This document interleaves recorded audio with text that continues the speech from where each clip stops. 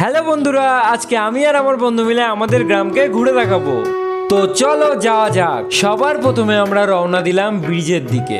এই ব্রিজটির নাম হলো যুগল কিশোর সেতু, আর এই ব্রিজটি অবস্থিত চুন্নি নদীর ওপরে, যেটা গঙ্গার একটা শাখা নদী।